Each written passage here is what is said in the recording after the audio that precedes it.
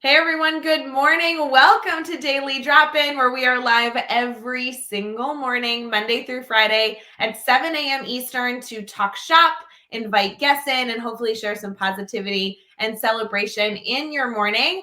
I am joined by the one and only Cait O'Connor. We are so excited to talk shop about our theme this week. It is Thursday, September 16th, and we'll continue with our equity and inclusion theme throughout the day today, as well as take your questions live. So thank you for being here. Please go fill up your coffee. We know it's bright and early on this Thursday morning. We want to slowly get you started. And as a reminder, because it is Thursday, we will actually get into Brainstorm Bank as our first segment this morning after we do some introductions. So get ready to talk shop bright and early as you are brushing your teeth and filling up your coffee. We'll be right back.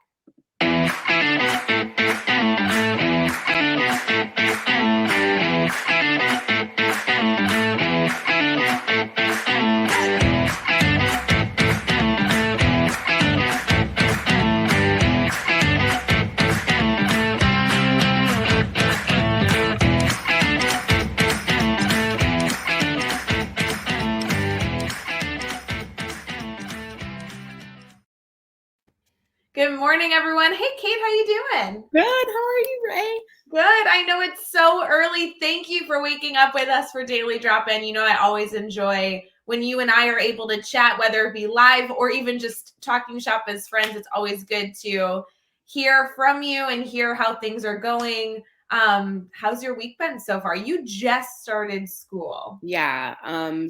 We just started school this week because we were affected by the flooding and the hurricane up in New York, in Westchester. So we just started this week. I met my students on Monday. Wow. Oh my gosh.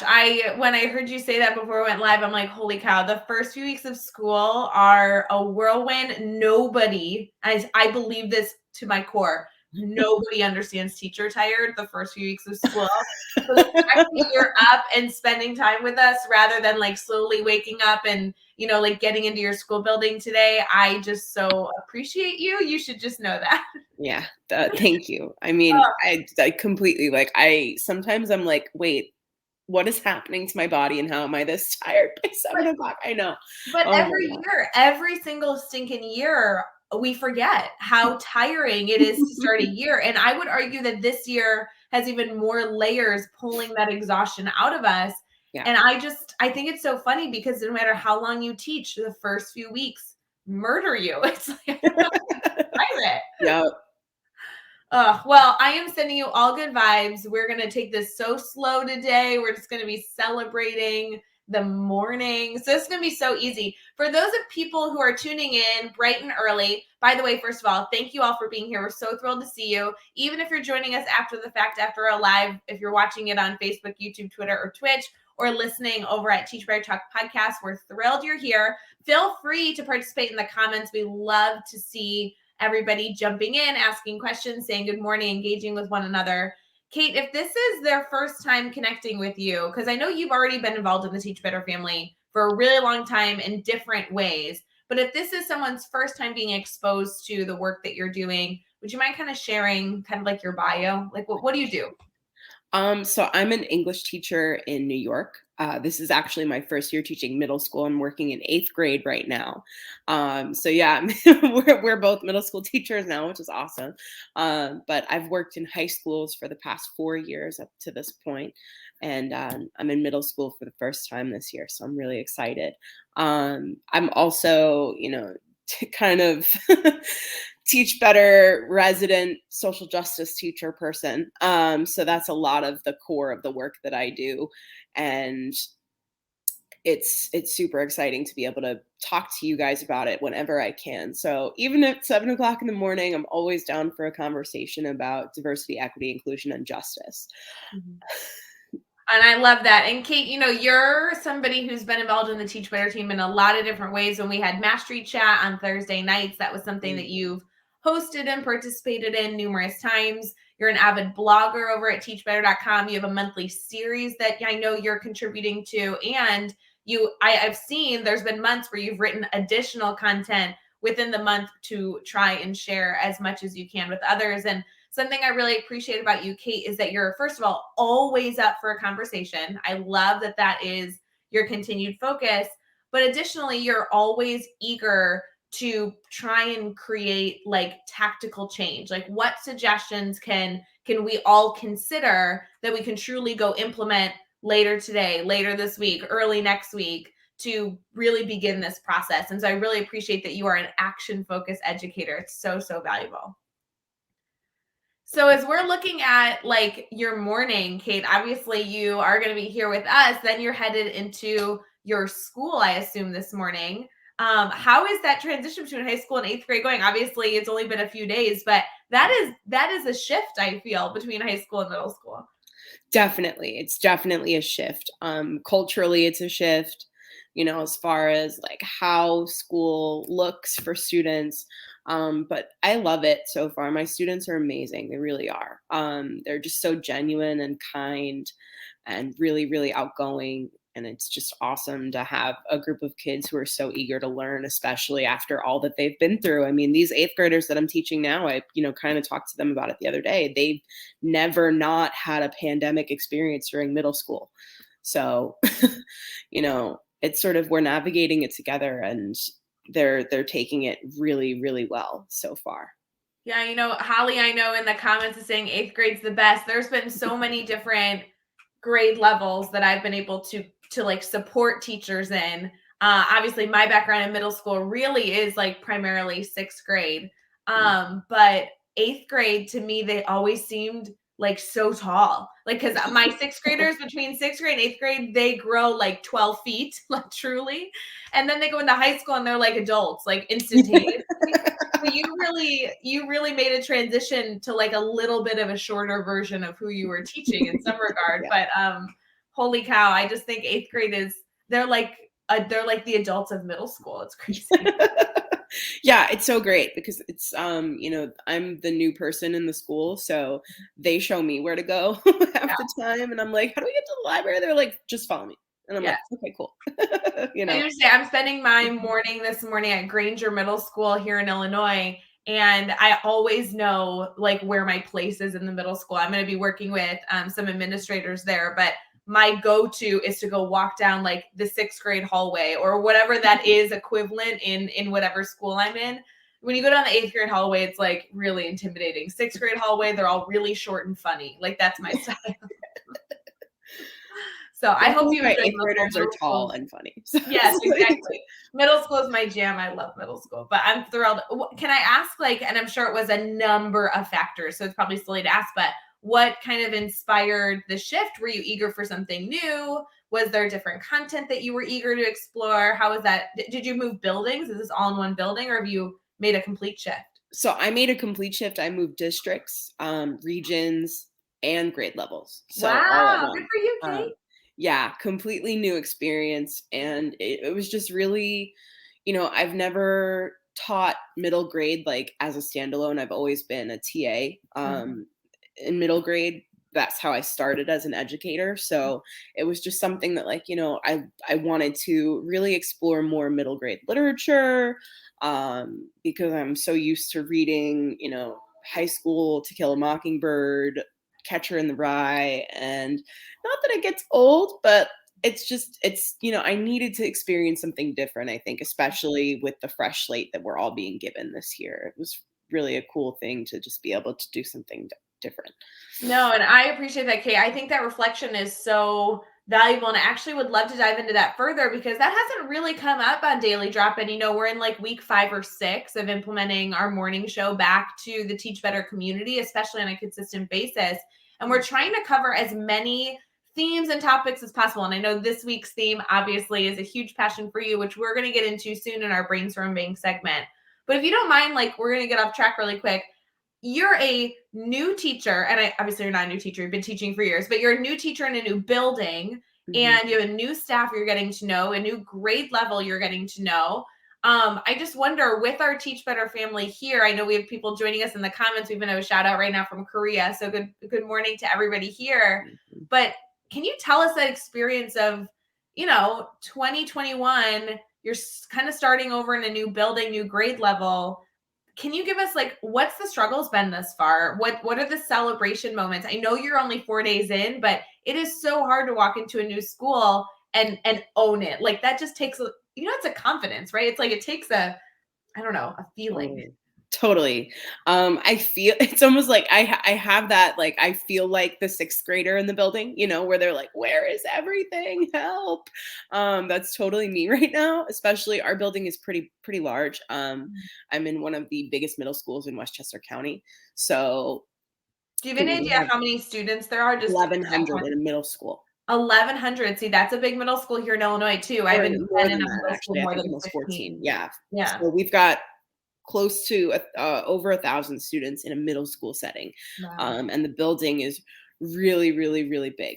So navigating my way around, as simple as that struggle is, it's not so simple, day to day. But I'm learning here and there. I know where all the important rooms are. There you go. So yeah. And that's really the mindset. Like anytime you're entering into a new environment, whether it's a new classroom environment, a new teaching environment, even just you're in the same building, but there's a new team that you're working on. Maybe you're working at the other end of the building. The reality is there are some basics that you're going to want to know the first week, and then you'll probably just figure out the rest later. Yeah, and having a team, like we're a team teaching model too. Having a team teaching model is so helpful because while I'm the new kid out of the 4 or 5 core teammates that I have, everybody has been so helpful with navigating the culture and just like, you know, hey, let's talk about this kid real quick kind of stuff. It's awesome. So I have some really, really strong colleagues who are creative powerhouses, and I'm really excited. So tell me, what are like the 5 essentials? First newbie in the building. What are the things that you need to know? Like I assume knowing where your classroom is has to make the top 5. Yes. So where's my classroom? Okay. Um, Maybe like the main office, like yeah, that. where's the office? Okay. Uh, what are administrators like when it comes to observation and assessment?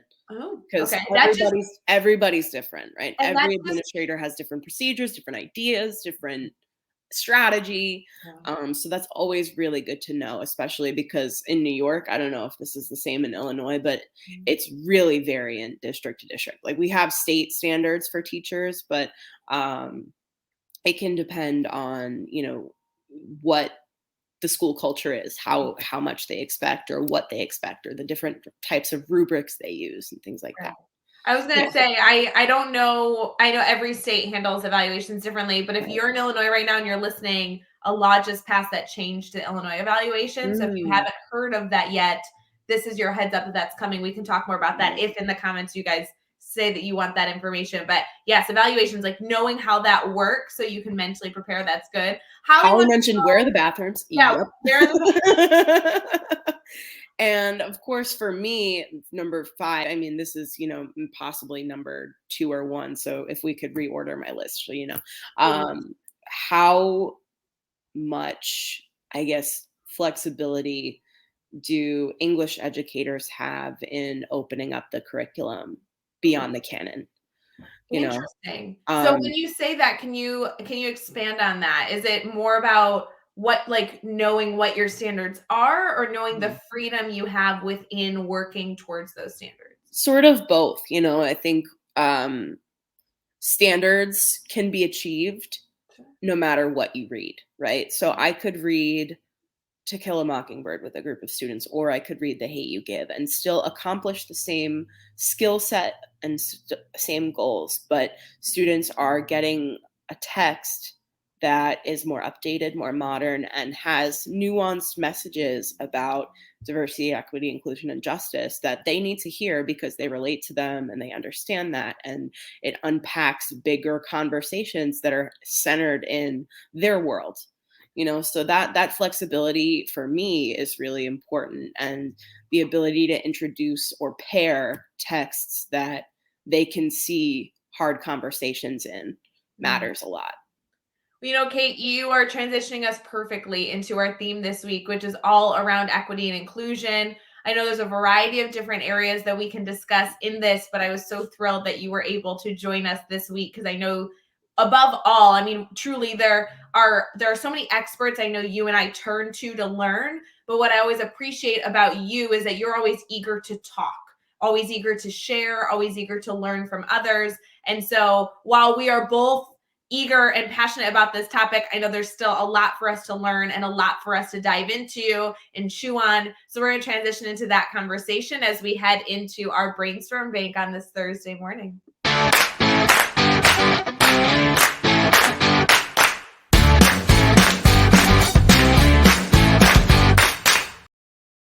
Good morning, everyone. We are so thrilled you're here. Please go fill up your coffee. Good morning. We are going to dive into our brainstorm bank, which is an intentional moment in our show every single morning for Daily Drop-In, where we simply pause and say, hey, do you need anything? Cait is here to obviously dive into our weekly theme this week. However, we are also more than willing, more than happy to take questions from you as you're either chewing on ideas that we share in our dialogue, or you are headed into the tail end of your week and you want to make sure you finish strong and you're thinking through an idea that you want to make sure you implement successfully. We really, really appreciate you being an active participant here, not only a consumer, but choosing to be active in our learning experience. So thank you to those of you who are here and sharing your questions. Cait, I know this is such a passion for you. And even at the tail end of our discussion that we just concluded, you were kind of sharing this idea, the 5 things that a new educator needs to know when entering into a new grade level or a new building. The last one, I think, is such a beautiful transition, because your question was, with the content that I need to teach, with the standards that I need to meet, how much flexibility do I have to make it relevant and really important? I love that you said like a modern text. And I think that that is one of the many ways we've discussed this week that we can blend in some of the important conversations we need to be having in school, is by bringing relevant text to the forefront of our content. So Cait, I'm just going to kind of leave that there and see what your thoughts are with that concept starting out. Sure. So the first thing that comes to mind really is this notion of, disrupt. The disrupt text model, especially from Lorena Herman et al. And NCTE, is, really just not, we're looking to replace, right? We're not looking to replace and erase and say that certain literature is not valuable. What is happening is we're strategically pairing those texts that have already taught us a lot, right, in the past century or so, and understanding that there are texts that we can pair with them to update our conversation, right? Because I think really closely about To Kill a Mockingbird, for example, right? It's America's favorite book. Literally, like statistically voted America's favorite book. And why? Because there's so many messages about what happens when we live in a racist society, and that society, won't update its ideals or values or policies, right? So it stands the test of time a lot of the time, because have we learned that lesson yet?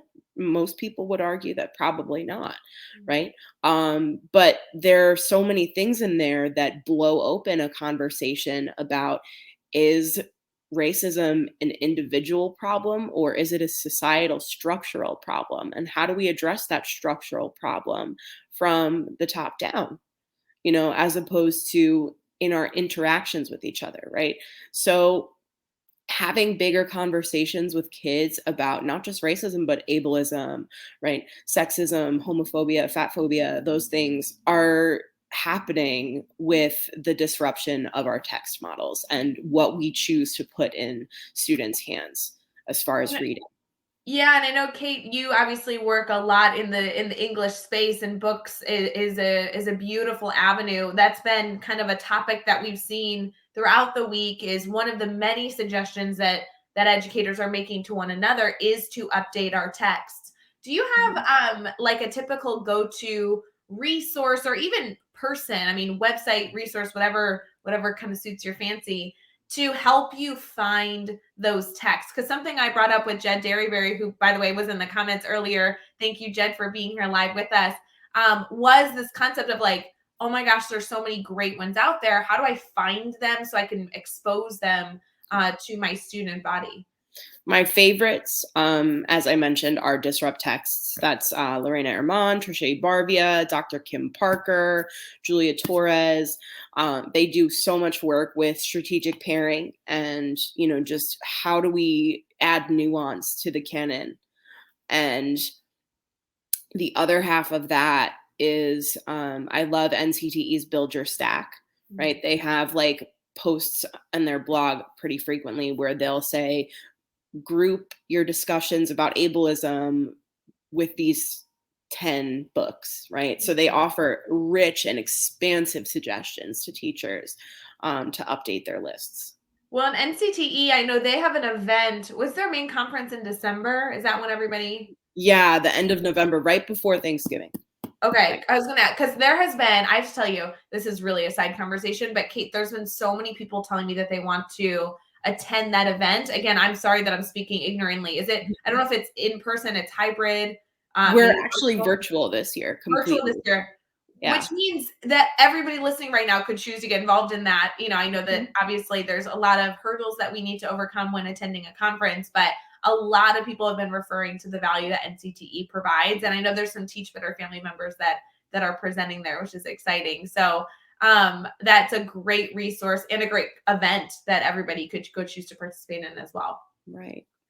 So with this work, I mean, you just, first of all, I so appreciate that you're able to list off connections that educators in our network can go make to people doing incredible work in this space. I think the value of being able to connect other people with valued voices, with other good educators is so amazing.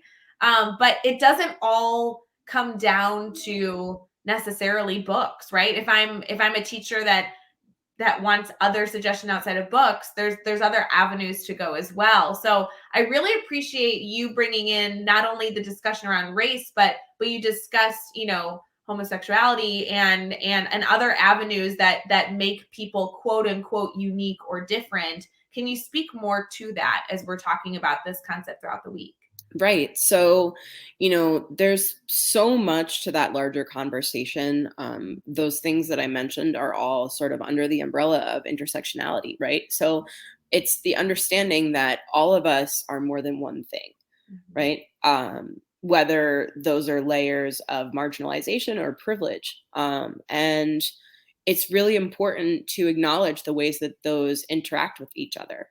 Because if you are a Black woman, those are two marginalizations you have, because in society, right, our power is structured so that men typically have most of it. So things like that, right? But you might also be a white able-bodied person, and those are two privileges that we consider because the access that those people have in our society is greater than those with disabilities. So thinking about not conversations beyond race, but conversations that include things within marginalized communities is paramount, right? I think a lot of our focus has been really zeroed in on race and racism in the past year and a half, obviously because national attention has come to so many different events with the murder of George Floyd.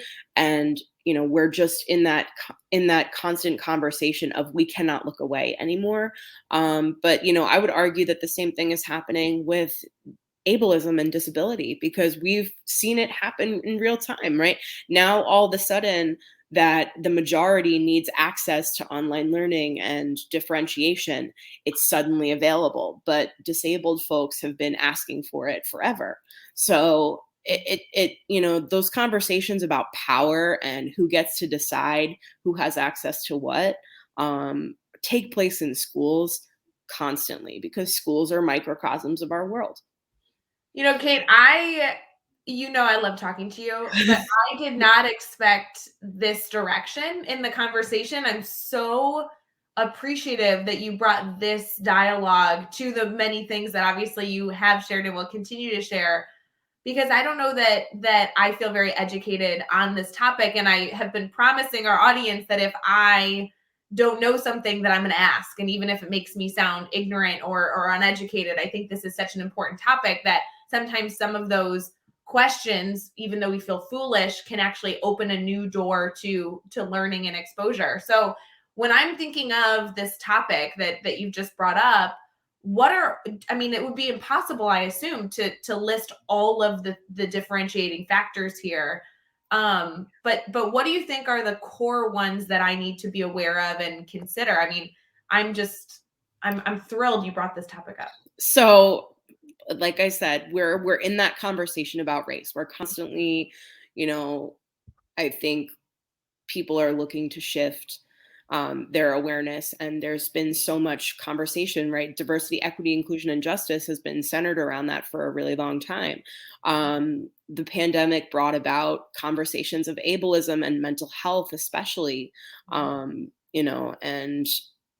I've written about this as well. It's interesting because now that we've experienced collective anxiety, suddenly mental health is a priority. But folks with mental illness have been like, I need help and I need you to stop stigmatizing me since forever.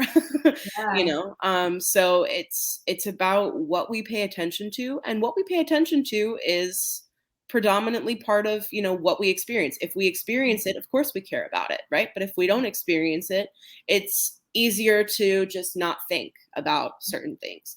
And I think that matters deeply, because that's what empathy is. That's what we teach our kids every day. Be empathetic, right? But if we wake up and we don't have to think about certain things, then they're not going to be part of our day. One thing that I notice, and that I do a lot of work around in social justice circles, is the topic of weight and weight bias, right? Because even the most interested in justice people, right? Even the most progressive of people still are in that space where diet culture kind of pervades their mind, and they think, well, you're not experiencing oppression because of your body type. You can change your body type, right? So folks often think, even the most progressive ones, that if you feel slighted because of your weight or your body size, then just change it, right? And any marginalization you feel or experience after you don't change it is therefore your own fault, right? So that is a huge issue too. And those, again, intersect with race, class, power, poverty, access to nutrition. So if we're not thinking about the ways that our bias sort of impedes our thinking, and thinking about the things we don't have to experience every day, then our empathy has a stopping point. Cait, I so appreciate that you brought up this concept. I think it lends a lot of different ideas to chew on as hopefully our network here is thinking through what you've shared thus far. But I would like, if I could shift this slightly, obviously having empathy, awareness is kind of these first steps. When we get into equitable practices, what are some suggestions that you've seen, that you've had other people share, that you feel like any educator, regardless of where they teach and what community they teach in, can really begin to consider the equitable practices that they need to have in their classroom, maybe related to all of these groups, obviously? One of the things that I think, and this is not just me speaking as an ELA teacher, is tremendous and can make such a difference in people's lives, is language, right? So the ways that we talk about marginalized people, right? Whether you say illegal or undocumented, right? Can dehumanize or humanize a person, right? Whether you, I don't know, call someone, special needs or disabled, can humanize or dehumanize a person, right? Because what does special needs even mean? Right? Let's dive into that. That language is essential. I mean, holy cow, even just in your examples, I feel like everybody listening to this must sit back and say, oh my gosh, you're right. That one word, that one phrase changes the entire conversation. Right. Because that language has the power to either tell someone that they're welcome or other them, right? Absolutely. So even just the language of who we talk about and how we talk about them makes a huge difference. And so many folks, you know, are, like, well, it doesn't matter how we say it because like I'm just like you're just trying to be PC, and it's like no, that language has psychological implications, right? It's not just about being correct and being um sensitive because there's new terminology for things. It's that language that we use tells people what we think of them, right? Or what we should think about people who maybe aren't even in the room, right? So if you're in a room full of a homogenous group of people and the group of people you're talking about isn't there, now that group of 28 students thinks that this is the proper way and the appropriate way to talk about folks who are marginalized in our culture, right? So the lessons that we teach through our language make a huge impact on how we treat the people in the world when we walk outside of our classroom. You know, Cait, I think that this is probably the reason. If I had to pinpoint one reason why I was nervous about this topic this week, it was what you just touched on, is the use of language and wanting to ensure that you are using the most welcoming, appropriate language humanly possible. Mhm. Not to get personal, but the reality is like there's a platform that Teach Better has, provided me, provided you, provided so many to amplify voices of educators and foster dialogue and conversation. I think one of the stressors that I carry very, very close to my heart is when we are provided these opportunities to speak, whether it be live here on camera or on a stage later today, you know, how can you ensure that you are using the most appropriate and welcoming language, and how do you stay up to date on that? Because the reality is that month over month it evolves. Mhm. And I think one of my biggest fears when even discussing this topic or opening it up to dialogue is the fear of using language that I am unaware or ignorant is the wrong usage. And I guess I'm sharing that with you. I don't know if you have suggestions, because I think that that's a fear a lot of educators share. And I truly believe the Teach Better family wants to be a part of this change. But how do you do that when you don't necessarily have somebody correcting your language every moment of the day? Yeah. And I think one of the suggestions that jumps out at me in a huge way is ask the people who you're talking about how they'd like to be talked about. you know? So do disabled people want to be called special needs? right? Do, you know, larger body people want to be called obese? do, like if you're talking about a group of people, it's not just this amorphous, nebulous thing, right? These are human beings that you're speaking about. And thinking about how we talk about them starts with asking them what they prefer to be talked about. Like, the tone that we use, the language that we use, the words that we use, right? So many words, like you said, evolve sometimes on a monthly basis, right? And a lot of that happens especially in the LGBTQIA plus community, and I just listed 6 letters as opposed to the 4 that we started with in some capacities, right? And our language evolves because people do, right? We haven't, the existence of non-binary people isn't brand new.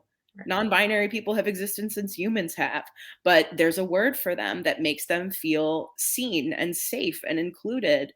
And that's what we have to adjust to, right? Not that they're here, but that they're proclaiming that they're here. So to add another layer to this, because Cait, holy cow, I couldn't agree more. What if, and I'm saying this because I assume there must be somebody thinking this as they're listening to our dialogue this morning. What if I am eager to ask, eager to learn, dying to make sure that I do this right because I want to be a part of the solution, right? But I don't have access to somebody who is in a community that I want to ask questions about. And when I say access, I mean I truly just mean like within my bubble social norm, right? I'm live here. I'm going to go visit a school. I might stop at a coffee shop. I'm going to pick up dinner. I'm going to go see my parents for break the fast tonight for Yom Kippur. As I'm looking through my day, what if I go through that entire day and I never interact with somebody a part of that group? That's why I love the internet. There you go. The internet is a great place. I've learned so much about how to talk about autistic people from autistic people on the internet. you know, literally, like there are artists and creators and like that make cartoons that give you step-by-step instructions about how to speak to or about autistic people. Like the internet is amazing. And so if you live in a remote location with no access to queer people or fat people or autistic people, it is possible to learn how to treat them before you encounter them, right? And despite the fact that, like Brene Brown has her own like intersectional stuff that she's got to work through. There's one quote that I love by her, and it's, "I'd rather get it right than be right." Right? So sometimes we're so afraid that we're going to look like we're ignorant or that we're wrong. And that doesn't matter, right? Because when you're afraid of being wrong, you're centering yourself, right? When the conversation is really about the most vulnerable person in the room, meaning structurally vulnerable, right? So if you're concerned about being wrong, sometimes think about, I'd rather get it right and make this person feel safe and included than look silly trying to figure it out, right? So, Because you looking silly is going to be over, but that person's structural oppression will not. I see a comment I want to get to. So thank you for those of you that are participating in the comments. I think it's interesting that I asked you, if I go throughout my day and never engage with that group, how in the world can I learn and feel ownership over being a part of the solution? And your suggestion in simplest of form was what you do throughout your day, you have control over, and who you're exposed to throughout your day, you have control over. And while you may not physically bump into somebody a part of every single group, you could choose to be an active educator who builds a community, a virtual professional learning community. And within that virtual professional learning community can exist any type of person that we choose because they're all there for us to connect with. And I think I find that is a suggestion when we are discussing educational topics, that we are like, go connect with people that know or that have researched or XYZ. And yet when this conversation comes up, I don't feel like that's the go-to solution. And I'm so appreciative that you brought that up, because every single one of us can get online on our favorite social media platform. So it's even easy for us to do if we want to stay easy and connect with somebody that can educate us in this area. So holy moly, Kate, it's 6:30 in the morning Central, and you're sharing so much insight. People in the comments are eating it up. There's a comment here by somebody, I assume in our private group, because it shows up as Facebook user, so I apologize for that. It says, I have 150 students each day. I teach middle school. I know each person may want to be preferred or referred in a different way. I get worried I'm going to offend somebody. How do I reference a group when each person has their own ideas? Can you kind of dive into, I know there's a lot in this comment that we could touch on. Where do you want to begin? Number one, singular they is not grammatically incorrect. Okay. Tell me more about that, because I have heard that argument by people who disagree with you, and every time I'm like, oh, yeah. And I really think this is something we have to discuss. I'm an English teacher. I have some ethos in this discussion. Singular they is not grammatically incorrect. So there's one, right? And I've heard teachers say so many different things to address a group, right? But one that I like to use, I used to be like, okay, folks, let's go, take out our planners and write down the homework, because everyone in the room is human, presumably. So folks applies to them, right? There are definitely like gender neutral, nebulous ways to refer to groups of people that will work for everyone. Right. I'm in New York, so hey guys is a constant habit I'm trying to break. I say y'all a lot, and everyone's like, "You're not from the South, are you?" And I'm like, No, "No, but I it's just so really don't want to be exclusive because you guys doesn't cut it." Greetings, party people is my favorite. Yes. Megan Wells jumping in, our green heart guru, saying, "Hey guys, I have the solution for you. Just pause right now. I have a solution. Greetings, party people." That is the answer. Yes. Megan Wells has the answer. Yep. Megan Wells, for those of you in the Teach Better family, we all know Megan Wells always has the answer. So yeah, that's a good one. I also think that it's important, like you said, that if you're not sure, can you go to the people that you're concerned about and clarify? I think so much of the fear, and Kate, you've touched on this already. I think I'm just processing all the things you've been able to share thus far. But a lot of the concern around this topic comes with an unknown. That if we actively choose to be a part of discovering what the answer to that unknown is, that some of that fear can truly dissipate with almost no work being done, right? So this fear of feeling as if there's one person in the room or there's people in the room that you are going to in some way offend or discredit or harm, truly taking a moment to go up and confirm, open that door for dialogue, it really can be a part of that solution for sure. Yeah. And I talk to my students a lot about this in the past few days as we develop our community agreements. The idea of acceptance versus tolerance, right? When you tolerate someone, I tolerate my siblings, meaning like I put up with you because you're here and I guess that's fine. But accepting someone carries a different set of steps, right? We can accept folks and say, you are welcome here. And I acknowledge and appreciate that you're here with me, but I don't accept some negative behaviors that you're doing or the things that you value, right? I don't have to accept those because I come with a different set of experiences, but I accept you as a human being, right? And that's a lot of, our kids are navigating and laughing about cancel culture, right? But Liz Kleinrock said this a few weeks ago that we have to focus more on not accepting people's behavior, but accepting them, right? Because accepting them means acknowledging that they can change into a person who includes other people in their language, in their actions, and their behaviors, right? And that's an active step. Accepting people is an active step and saying, I may not agree with you.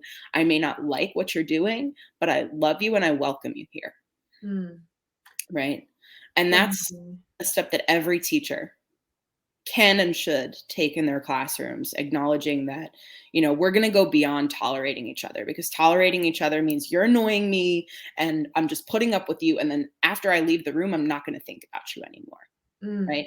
But that person is still in the same building as you. They're still in the same community as you. So you need to think about them because their potential affects you just as much. Right. And their capacity to be a better person tomorrow affects you too. We're all interrelated. And that's, I think, what the crux of intersectionality tries to get behind, is that our identities interact with each other constantly, whether we're thinking about each other or not, right? So if you're in $1 million house, right, you don't have to think about people on a different side of town from you who have less, but their lives impact yours inadvertently every minute of every day. There are so many takeaways from today's conversation, especially on this Thursday morning, beginning our daily drop-in with our brainstorm bank. We're going to transition here into celebrations. And I think there's been so many celebrations already in this episode of Daily Drop-In, but we also have a lot of celebrations that are taking place today throughout the day and some good news that we're going to get into. So Kate, are you ready to celebrate? Yeah. Let's do it.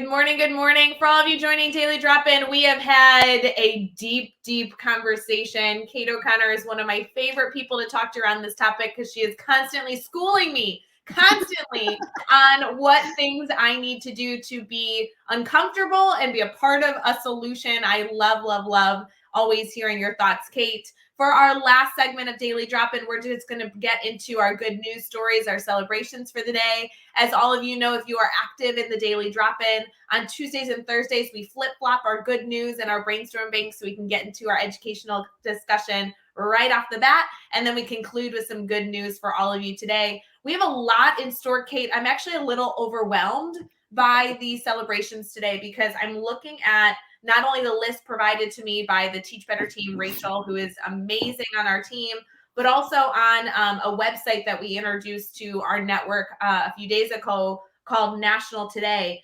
Literally everything seems to fall on today. There's like 4,500 things to celebrate. I'm just going to try and list them. If you didn't know, it was Collect Rocks Day, so go collect a rock. There are so many different things. It's International Day of Preservation of the Ozone Layer. Wouldn't that be an incredible discussion?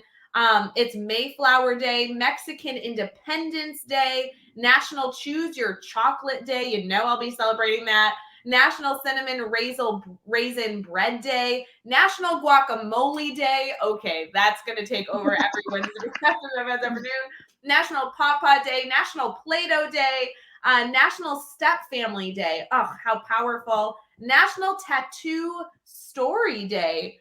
Cait, do you have any tattoos? I do. See, we could go into our tattoos, and that could be a part of celebrating today.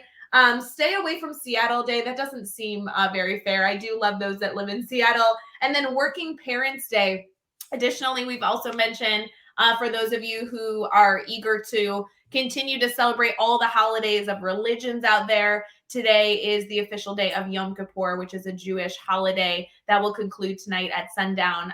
Just so you are aware, because we all like to kind of like celebrate with those around us. If you have anyone who is celebrating this holiday, they will be fasting all day today. So something to keep in mind. Cait, as we always celebrate our good news, we like to bring in a good news story, and this can be used to foster conversation. You can, not only lift up your spirits, but also bring it as a fun fact to continue to build relationships with new colleagues or as a student bell ringer or anything in between. I thought this article would be interesting for us to look at. Cait, I consider you and I very, very young. I think we are so cool and young and hip. I just think you and I have so many youthful qualities. We need to aspire to be more like this person. The oldest U.S. veteran of World War II celebrates his 112th birthday today. 112 is how many years old he just turned. There is a beautiful article about the work being done. Lawrence Brooks celebrated Sunday with a drive-by party in his New Orleans home hosted by the National World War II Museum. He is celebrating his 112th birthday. The museum has previously hosted parties for Brooks. Along with coronavirus pandemic, this has caused for the events to shift to a drive-by celebration for the last 2 years, but they continue to celebrate all the incredible work he's doing. He was born in Louisiana in 1909. Brooks has lived in New Orleans since 1929, drafted in 1940, and was a private in the armies when World War II was happening. So holy cow. That's awesome. Could you imagine 112? I mean, that man has lived. I want him on Daily Drop-In. For real, I think it'd be great. We have some comments here from previous conversations. Hallie's jumping in saying that she also loves to refer to her students as scientists or engineers or designers. That was such a wonderful addition, Holly. Thank you for bringing that discussion. And then I like this. Tattoos of chocolate or guacamole would be interesting stories. That would really be appropriate for today. If you had a tattoo of chocolate or guacamole, you could really celebrate all out. That's all I'm saying. I know someone who does have a tattoo of an avocado, actually, like a half of an avocado with the pit. Yeah, see, I feel like that's a very like cute tattoo, depending on how that's done. That's like a very like guacamole is a really relevant hot topic right now. I would love some guacamole. Well, for all of you celebrating the incredible things being done, I hope that one of the major takeaways, not only in the celebrations of the beautiful holidays that we have to share some positivity with today, but also some deep discussion we were able to have on Daily Drop In. Cait, you brought so many ideas, and one of the major takeaways I hope everybody considers is the opportunity that we have to widen our bubble to include all types of people so we can continue to be learners to really be a part of this solution. Cait, can you provide us with some insight on how we can stay connected to you? I know that you and I always go to you when I need something. I love coming live and having those conversations as well. If other viewers want to continue to foster these conversations, especially with you, and also connect with the educators that you continue to amplify the voices of, how can they get connected? I love using Twitter. My handle is right below me here. I actually can be found on Instagram at the same handle. I'm less active on Instagram. This year is my goal to try to be more active on Instagram. So I've been posting a little bit more frequently, but maybe someone can nudge me to be more active on Instagram. That'd be really cool. Um, yeah. So We Twitter, Instagram, my Teach Better blog, Teach Beyond series is definitely a good place to get, some of the ideas that I put out there if you want those. can. But any questions, always Twitter, DMs are open. I love it. As you guys know, for Daily Drop In, we are constantly publishing blogs that support the themes and topics of Daily Drop In. Cait, I know that you have a monthly series, so they can not only go consume one piece maybe this month from you, but actually they can go back it months and months and months to continue to learn from you, and then we'll continue to be able to interact with your content that way. I so appreciate you waking up bright and early the first week of school. I'm so appreciative that even while you're so teacher tired from the first week back and every transition that you're going through right now, that you chose to share your insight today. I can only imagine that when I say thank you, it is from the entire Teach Better community bringing this conversation to the forefront. So thank you so much for being here. Of course, glad to be here with you, Rae. Thank you for Oh, having me. absolutely. For everyone else, we will see you bright and early tomorrow morning on Friday. Brad Hughes will be with us. You guys know Brad joins us every Friday. Please enjoy your last few sips of coffee as you walk into the best Thursday you have ever had. It is September 16th, and this is going to be the best day of the week. So please take a deep breath in and get ready for the most wonderful day ever. If you need anything, we are always here. So please continue to reach out. Have a wonderful day, guys. See you later.